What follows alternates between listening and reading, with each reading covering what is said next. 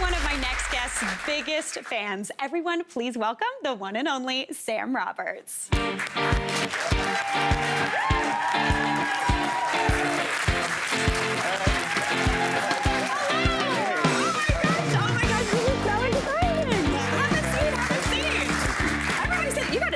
Oh, that was very exciting. Well, that is the first one I've ever had in my life, so this is a great start. Oh my gosh. Oh, Sam, this is a total, complete thrill for me. I have foundation here because I get really excited and glow red when I'm pumped, so we're ready. Well, I also got a little touch-up. Okay.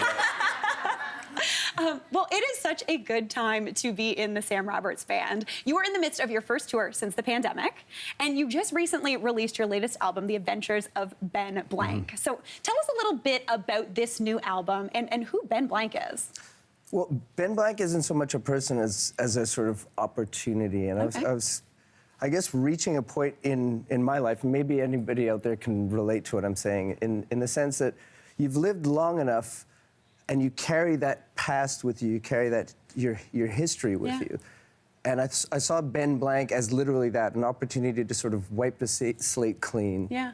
And to see if the future looked different through... The new lens. Through a lens that wasn't attached to that past, or wasn't attached to what you've lived before. Yeah. So, you know, I think it can mean anything to anybody, really. And I was hoping that people would connect with that idea. Yeah. That you are not... It's not that you can necessarily separate yourself, and you don't want to necessarily deny who you've been in the past, but sometimes you have to sort of force the doors of the future open a little bit. That is really cool. It's such a neat thing. I heard you talk about no matter how far you are on the path, you can always kind of reinvent. You can always redecide what path you're going to continue along. And that's kind of what this album is for you. Yeah. I think every album is an opportunity in a sense to... Reinvention is a dangerous word, but at least to give yourself a new perspective and maybe open up new opportunities as well. Yeah, that's so cool. Well, I'm always so fascinated by the writing process. And I know I've heard you talk a lot about how you really only like to write things that you yourself know. So what does that mean? Like, because you've written so many different songs, so many albums. So what does that look like for you? If you look at songs that you wrote 20 years ago, do you still kind of relate to those things? I do, but at the same time, I'm feeling further and further away from being... I wouldn't be able to write those songs again today. Yeah. Because when you're young and you're sort of out there, you know, trying to muscle a little bit of space for yourself out in the world, and yeah, it feels like sort of you versus everybody. Totally. And I think all of my early songs had that feeling of trying to find a place for yourself. Yeah. And then you have kids. Everything becomes about panic at that point. You know, you're sort of worried about them, and then you're worried about the future. So I think I became very preoccupied with where are we all headed? What kind of place are we making for young people? Yeah. And now it's all about me. Yeah. Because they're teenagers now, so yeah, I'm turning inwards. No, That's good. It's like an Oreo cookie. Yeah, it's all about you, and then it was like the filling with the kids. Absolutely. Yeah. Right on. It's a big filling, though. That was that's a double stuffed Oreo. For sure. I don't know if you remember those, but yeah. Well, last year, speaking of like things aging and things growing, last year not only did you release this new album, but you also had the 20th anniversary of your first album, We Were Born in a Flame. What was it like, kind of celebrating those two things at the same time? Did you think about that when you were writing your newest album, or? Yeah, it was an interesting sort of coincidence, but I'm glad that a new record was being born at the same time as this old record was being, you know, sort of crossing this milestone in a way. But again, I do find the past it's an intoxicating place to spend time. And it's important not to stay focused on it. You can celebrate it, absolutely. And we did, you know, my bandmates and myself, we gave ourselves a moment to relive some of the wonderful things that we've experienced along our path.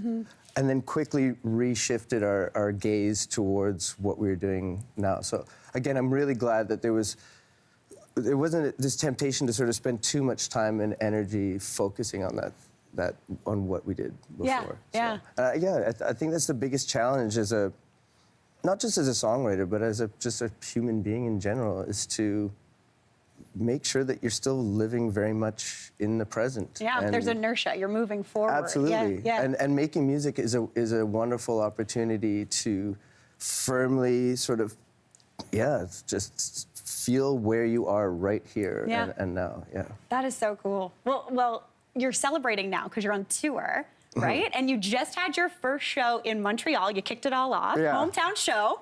Is a hometown show fun or is it like really nerve-wracking? It's all things in one. Yeah. Yeah. You get phone calls from people that you haven't seen since kindergarten.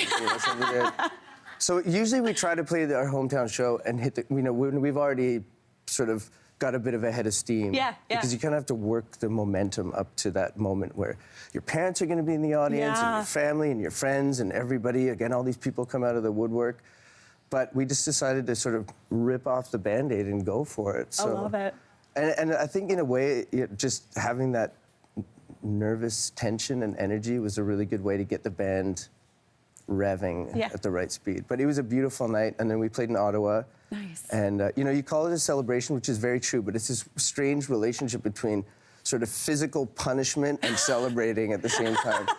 That's what being on tour is like. Yeah, it sounds, I feel like... Hence the touch-up, it's just very necessary.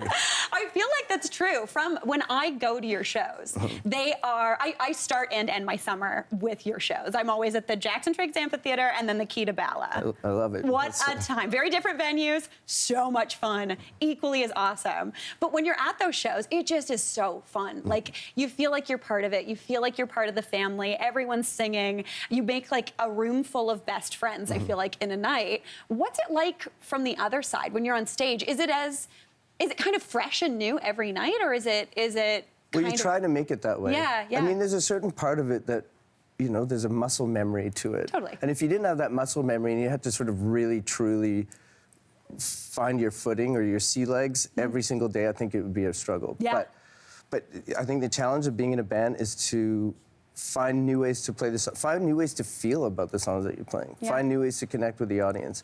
And those shows in particular, first of all, one is, at a winery and it's fancy, dignified Yeah. and classy. And then the other one is in a really hardcore, like, rock and roll venue, Yeah. which is, so it's two really sort of different but beautiful bookends. Yeah.